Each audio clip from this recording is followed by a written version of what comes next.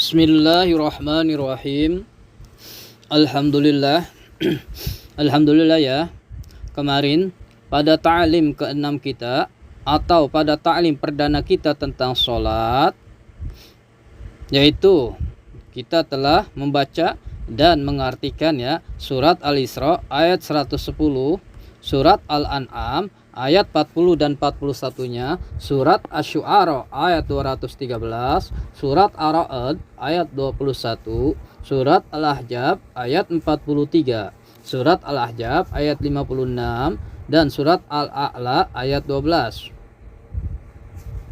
Ya, yang artinya, yang akhirnya atau yang akhirnya ya, kita bisa mengetahui dari surat-surat atau ayat-ayat tersebut bahwa arti lafaz sholat menurut Al-Quran atau menurut persepsi Allah adalah memanggil, mendatangi, menghubungkan, memasukkan atau menyatukan ya, dan lain sebagainya. Karena ya, memang sejatinya sholat adalah sarana kita untuk memanggil Allah.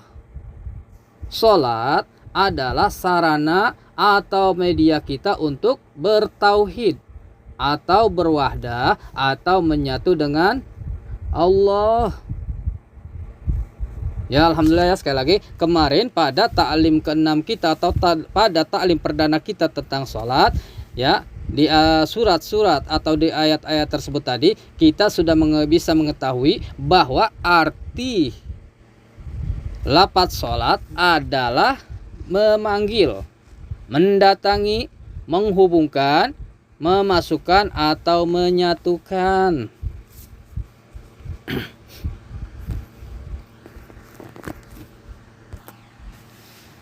Dan ya, pada kesempatan taklim kita pada hari ini ya, kita kembali akan bersama-sama mempelajari dan berusaha memahami ayat-ayat Al-Quran yang berkenaan dengan sholat, yaitu mana saja ayat-ayat Al-Quran yang memberitahukan kepada kita akan fungsi-fungsi sholat.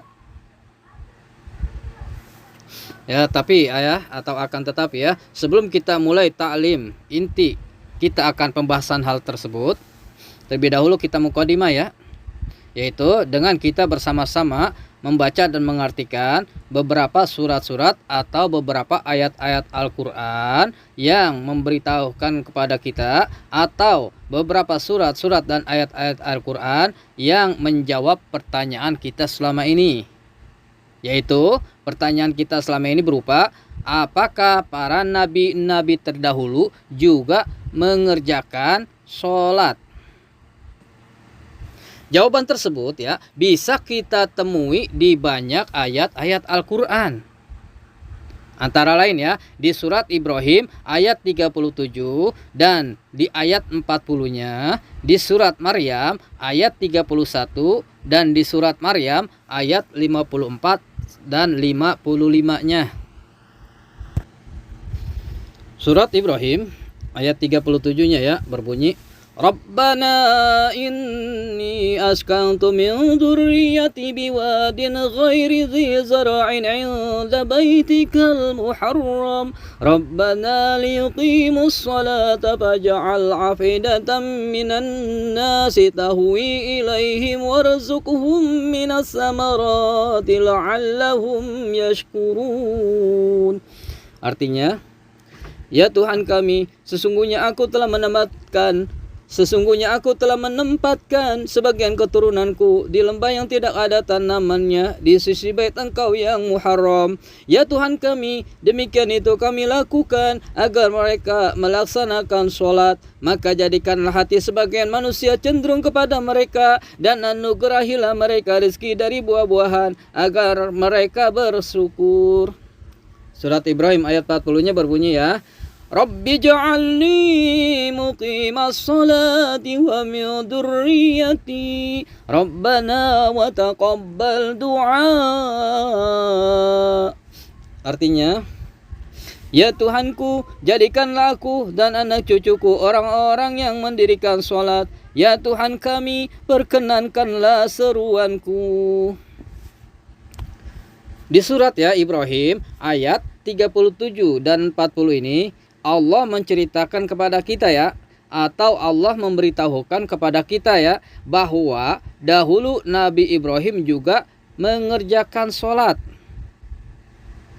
Dan juga ya, bahwa dahulu Nabi Ibrahim meminta kepada Allah agar anak cucunya juga termasuk orang-orang yang selalu mengerjakan sholat. Sekali lagi ya, di surat Ibrahim ayat 37 dan 40 ini ya, Allah menceritakan kepada kita ya, bahwa dahulu Nabi Ibrahim juga mengerjakan sholat. Dan Nabi Ibrahim ya, dahulu juga meminta kepada Allah agar anak cucunya juga termasuk orang-orang yang selalu mengerjakan sholat. Lanjut ya ke surat Maryam ayat 31-nya yang berbunyi, waja'alani mubarakan aynama kuntu wa awsani bis salati waz zakati ma dumtu hayya. Artinya, Dia menjadikan aku seorang yang diberkahi di mana saja aku berada, dan memerintahkanku untuk melaksanakan sholat dan zakat sepanjang hayatku. Di surat Maryam ya, ayat 31 ini Allah memberitahukan kepada kita bahwa dahulu juga Nabi Isa diwasiatkan atau diperintahkan oleh Allah untuk mengerjakan sholat. Sekali lagi ya, di surat Maryam ayat 31 ini Allah memberitahukan kepada kita bahwa dahulu Nabi Isa juga diwasiatkan atau diperintahkan oleh Allah untuk mengerjakan sholat. Lanjut ya, surat Maryam ayat 54 dan 55-nya yang berbunyi, وَاذْكُرْ فِي الْكِتَابِ إِسْمَاعِيلَ إِنَّهُ كَانَ صَادِقَ الْوَعْدِ وَكَانَ رَسُولًا نَبِيًّا وَكَانَ يَأْمُرُ أَهْلَهُ بِالصَّلَاةِ وَالزَّكَاةِ وَكَانَ عِندَ رَبِّهِ مَرْضِيًّا.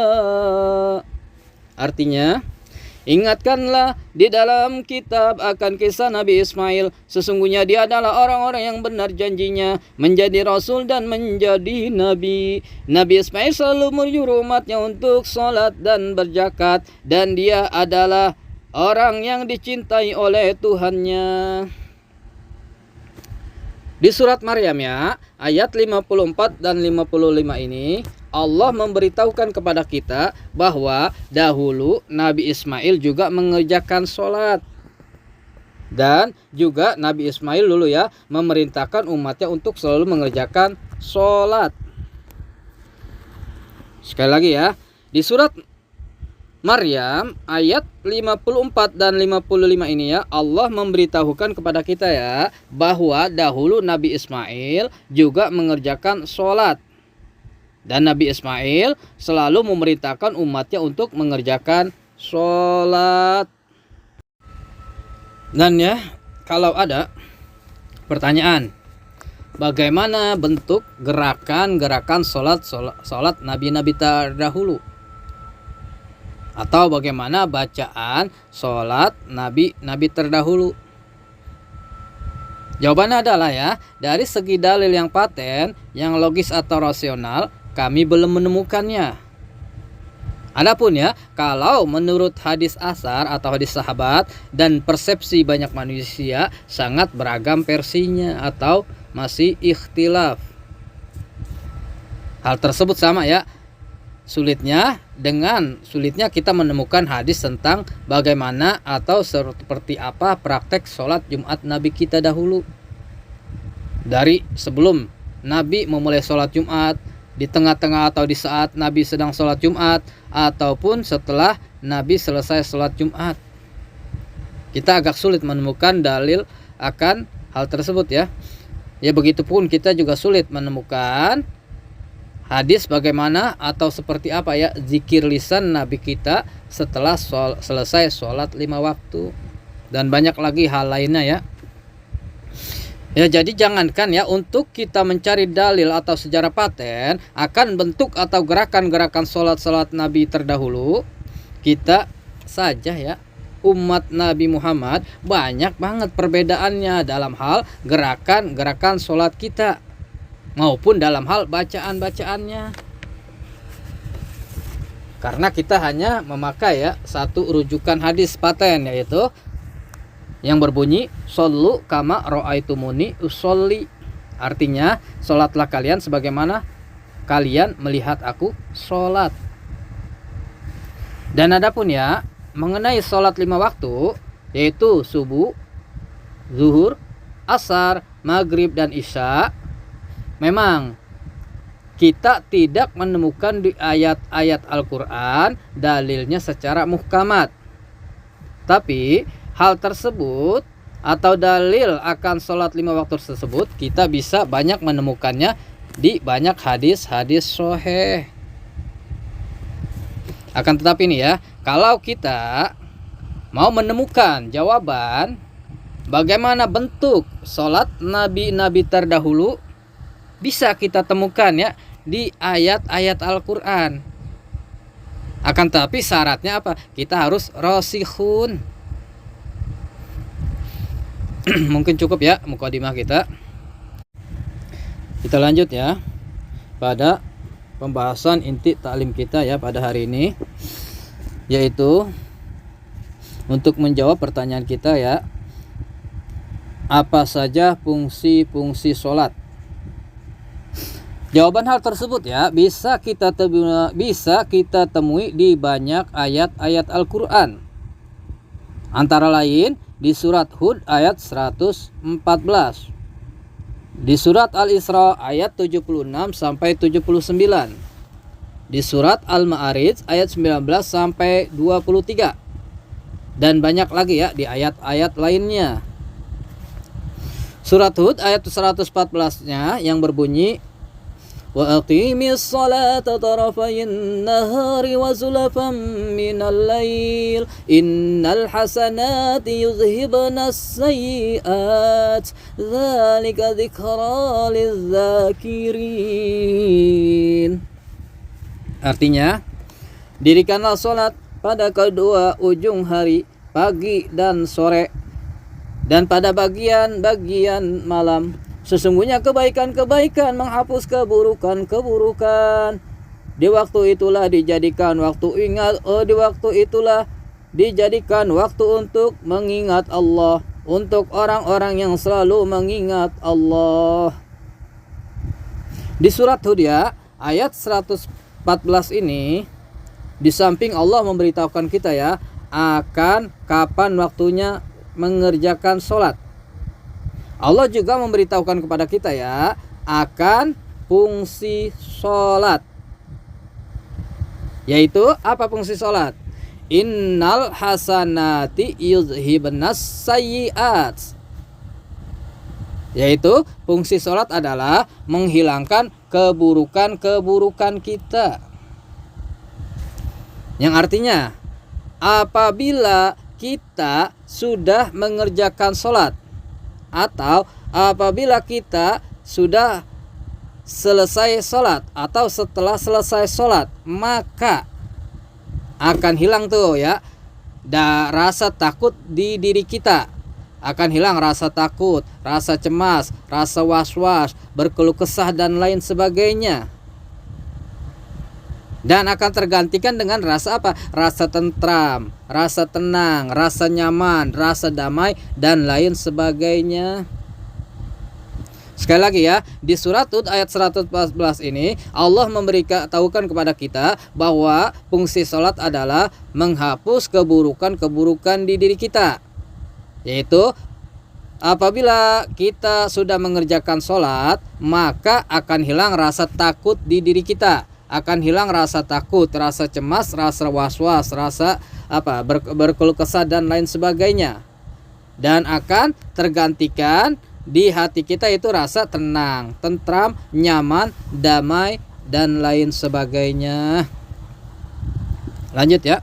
Surat Al-Isra ayat 76 sampai 79-nya yang berbunyi Wa yakadu la yastafizunaka minal ardi liyukhrijuka minha wa jalla yalbasuna wa idal la yalbasuna khilafaka illa qalila sunnata man qad arsalna qablaka mir rusulina wa la tajida li sunnatina tahwila aqimis salata liduluki syamsi la ghasaqil laili wa qur'anal fajr Innal Qur'anal fajri kana mashhuda wa minal laili fatahajjad bihi nafilatalak asa ay yab'asaka rabbuka maqaman mahmuda.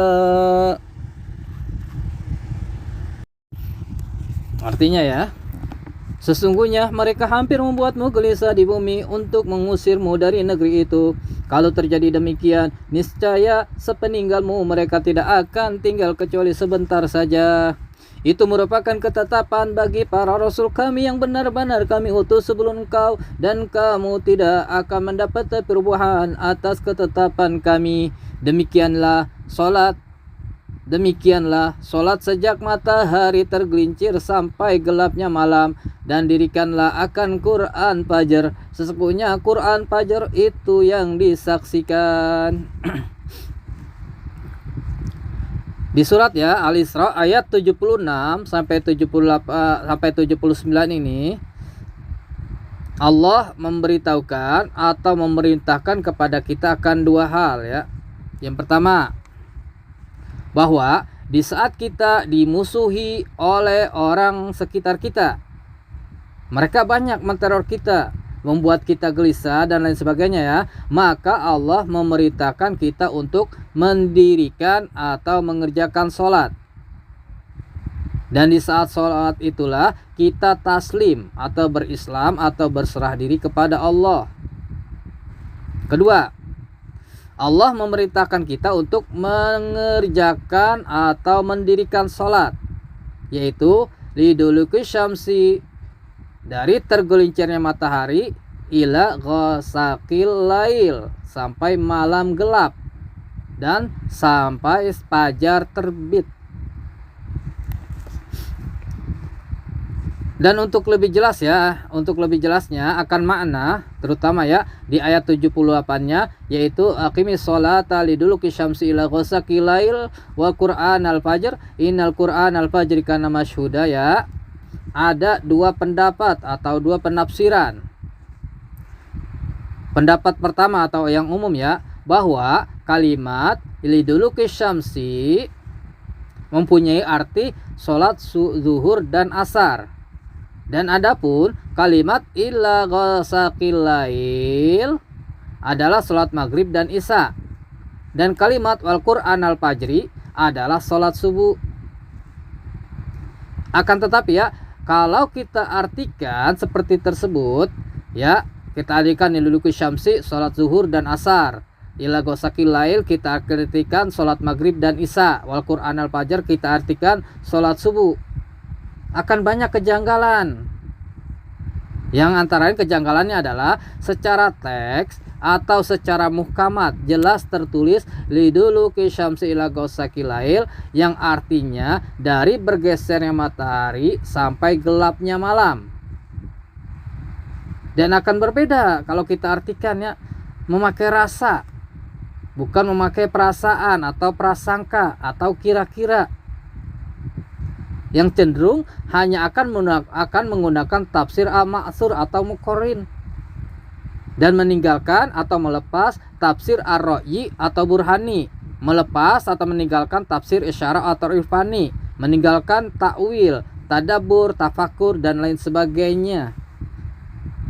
Ya, hanya bermain di luar, nggak mau bermain di dalam. Kejanggalan keduanya ya, surat Al-Isra ini ya, kalau kita artikan tadi ya, sholat zuhur, asar, maghrib, isya. Surat Al-Isra ya, surat Al-Isra ya adalah surat yang termaksud makiyah, yang Allah turunkan atau datangkan sebelum terjadi peristiwa Isra Mi'raj. Dan kalau kita artikan tadi ya, sholat zuhur, asar, maghrib, isya, subuh, maka akan bertentangan nantinya ke depan. Kalau kita mau lebih koreksi lebih jeli akan bertentangan atau akan berbenturan dengan ayat-ayat Al-Quran lainnya. Dan ya, adapun pendapat kedua akan makna terutama ayat 78-nya ya surat Al-Isra ini, aqimis sholata liduluki syamsi ila ghasaqil lail wa qur'anal fajr innal qur'anal fajri kana masyhuda.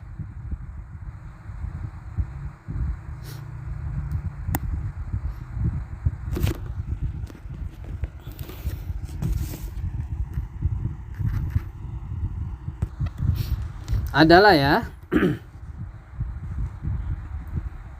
bahwa di saat kita dimusuhi oleh orang sekitar kita, mereka banyak menteror kita, membuat kita gelisah, membuli kita dan lain sebagainya, maka kita harus tetap tenang dan yakin akan lisunatina tahwila, bahwa Allah akan memberikan pertolongan kepada kita.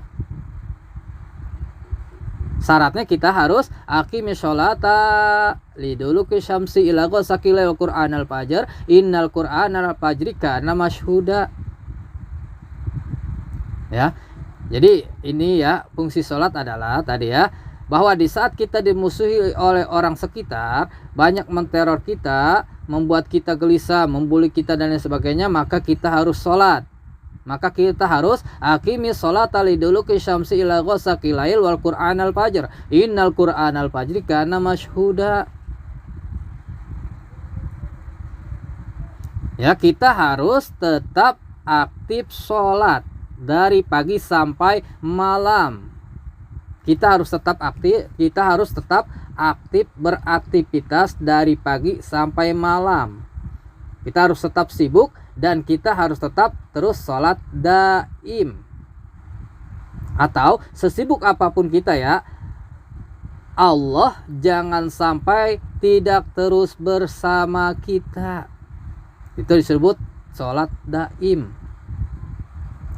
Dan adapun kalimat Al-Quran Al-Fajr adalah simbol yang artinya Allah memerintahkan kita untuk mendirikan atau membuka fajar atau membuka matahari yang ada di dalam tubuh kita. Dan sesungguhnya masyhuda,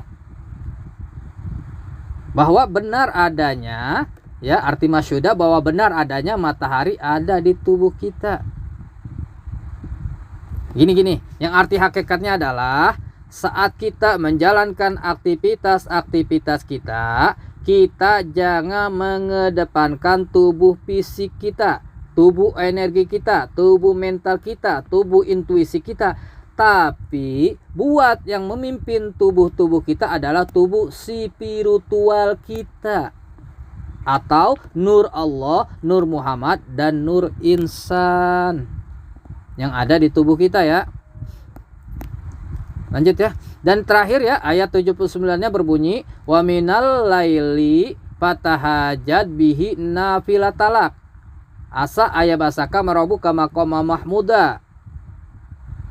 Yang artinya, dan pada sebagian malam maka bersungguh-sungguhlah kamu akan pemberian yang diberikan kepadamu, mudah-mudahan Tuhanmu mengangkatmu ke derajat yang terpuji. Yang arti intinya di ayat ini ya, Allah memerintahkan kita ya untuk mencontoh Nabi kita dan para sahabat, yaitu di setiap malam Nabi dan para sahabat selalu berkeliling kampung. Ngapain?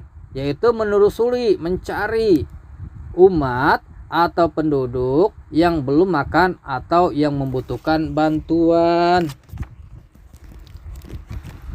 Kita lanjut ya ke surat Al-Ma'arij ayat 19 sampai 23 yang berbunyi, innal insana khuliqa halu'a wa idza massahu syarru jazua wa idza massahul khairu manu'a illal musallin alladzina hum ala salatihim daimun.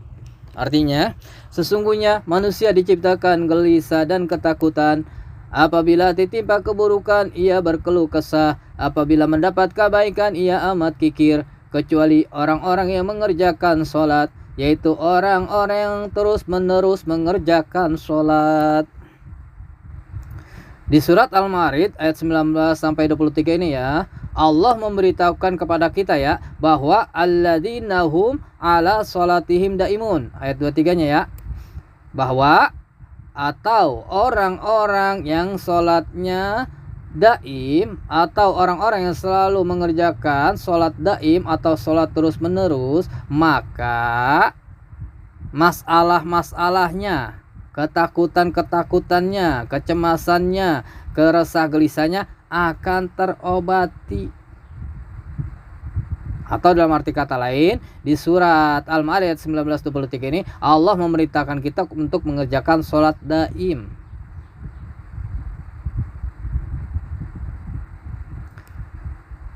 Dan juga ya, di surat Al-Ma'arij ayat 19:23 ini Allah memberitahukan kepada kita bahwa fungsi sholat adalah untuk menghilangkan penyakit kikir kita.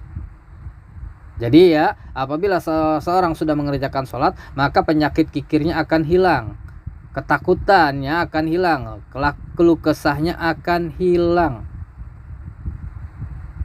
Terakhir ya, sebelum kita sudahi, dan adapun perihal sholat daim ya, itu mengingatkan kita ya akan pituah yang selama ini sering kita dengar, yaitu sholatmu adalah kesibukanmu, sholatmu adalah saat kamu memberi, setelah itu sholatlah, itulah ritualmu. Kiranya cukup ya talim kita pada hari ini, semoga bermanfaat dan mohon maaf ya atas kekurangan. Barakallahu li wa lakum birahmatika ya arhamar rahimin, wallahu a'lam bishawab.